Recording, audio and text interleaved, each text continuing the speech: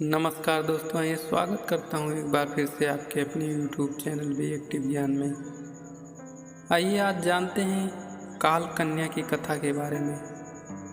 मैत्री जी कहते हैं, हे विदुर, अब पुरंजनी उठी और अच्छी तरह रचकर श्रृंगार किया तथा पुरंजन से प्रेमालाप कर उसे प्रसन्न किया। इस प्रकार वह नित्य ही श्रृंगारित रह पुरंजन के साथ आनंद से रहती। पुरंजन उसमें ऐसा अनुरक्त रहता कि उसे इसके सौंदर्य तथा अपनी कामुकता का बड़ा अभिमान भी होता रहता। मन बढ़कर कहीं का कहीं चला जाता। जब वह पुरंजनी को अपने बाहुमूल में लेकर सैया पर पड़ता तो अपने को बड़ा धन्य समझता और इस प्रकार उसे पाकर समझता रहता कि मैंने बड़ा पुरुषार्थ किया है। ये स्त्री क्या है, स्त्रियों में रत्न है इत्यादि। वही इसी प्रकार की अज्ञानपूर्ण बातों में पड़ा रहता और दिन रात भोगों में फंसा रह जीवन को समाप्त करता रहा। उसने अपनी समस्त युवावस्था को स्त्री में रमण ही समाप्त किया। दीर्घ काल क्षण भर के समान व्यतीत हो गया। वहाँ उसके पुत्र और कन्याएं हुई जिनका उसने विवाह भी किया और गुणवान बहुएं तथा कन्याओं उनके योग्य पति भी मिले। फिर उन सब के भी एक एक पुत्र और एक एक पुत्रों के 100 पुत्र हुए, जिससे पांचाल देश बसा।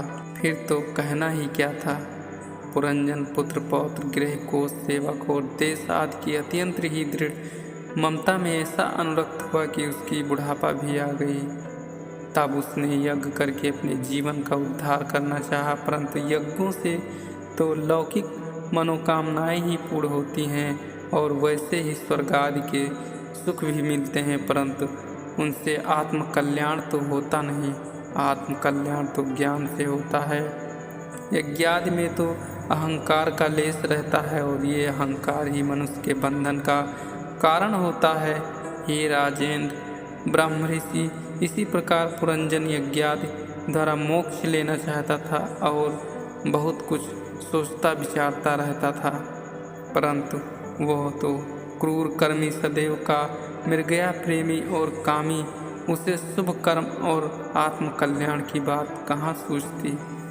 वह फिर आखेट करने के लिए वन में गया और बहुत सा क्रूर कर्म कर घर लौटा, परंतु जब इस बार घर में उसका स्वागत करने के लिए कोई न मिला, फिर भी उसने स्नान आदि कर भोजन किया और जब विश्राम करने गया तो उसे काम ने सताया और स्त्री का स्मरण हुआ। उसने सारा घर देखा, परंतु स्त्री वहाँ न थी। सर्वत्र उदासीनता छाई थी। वह मुँह से कातर हो पृथ्वी पर गिर पड़ा। फिर चेतना प्राप्त कर उठा तो नाना प्रकार के संकल्प विकल्प कर विलाप शोक चिंता और बहुत सी ज्ञान की बातें कहने लगा। सेवकों को बुलाकर उनसे बहुत पूछने समझने और उनसे प्रलोभन की बात कहकर उसे प्राण प्रिया स्त्री को पूछने लगा। उधर उसने यद्यप सेवकों को मना कर दिया था कि राजा चाहे जो कुछ कहे मेरा पता न बतलाना। ऐसा कहकर वह एक गुप्त स्थान में जाकर उसके वियोग में पड़ी हुई दीर्घ निश्वास ले रही थी, परंतु सेवकों को दया आ गई और उन्होंने पता बतला दिया। वृद्ध पुरंजन उसके पास जाकर फिर उसकी चटकारी करने, क्षमा मांगने और विविध मनोहार का शांति लाभ करने का कर्म करने लगा।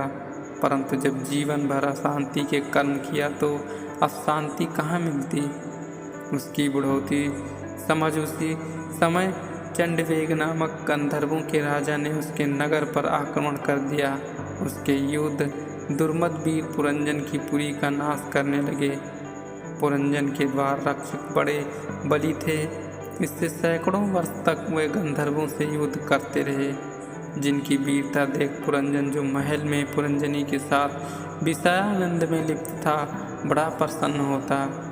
परंतु गंधर्वों ने तो उसके नगर को नष्ट ही कर दिया।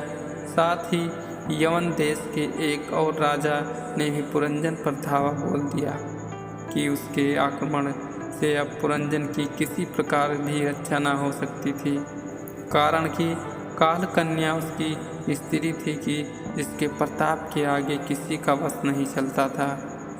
काम ही जिसका हार था और निश्चय ही वह काल की कन्या थी।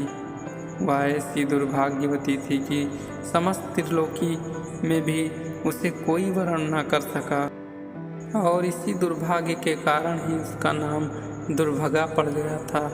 बहुत खोज करने और उसके बहुत अनुनय विनय करने पर राजा पुरु ने ही उसे थोड़े दिन तक अपने पास रखा था, और फिर वह भी ना रख सके। हे राजन, प्राचीन ब्रह्मऋषि तब वह मुझे मिली, परंतु अंजाम ब्रह्मचारी और भगवत भक्ति का दृढ़वर्ती मैं उसे क्यों स्वीकार करता। इससे उसने क्रुद्ध होकर मुझे शाप दे दिया कि तुम कहीं एक स्थान में न ठहर सकोगे। मैंने उसका शाप स्वीकार कर लिया। तब उसने मुझसे पूछा कि मैं कहाँ जाऊँ। तब मैंने उसे यवन देश के राजा के पास जाने को बतला दिया। वह यवनाधिप के पास गई, परंतु उसने भी उसे अपनी स्त्री बनाने से इनकार कर दिया, जिस पर उसने यवनाधिप को अपना बड़ा प्रताप कहकर बहुत पिघलाया।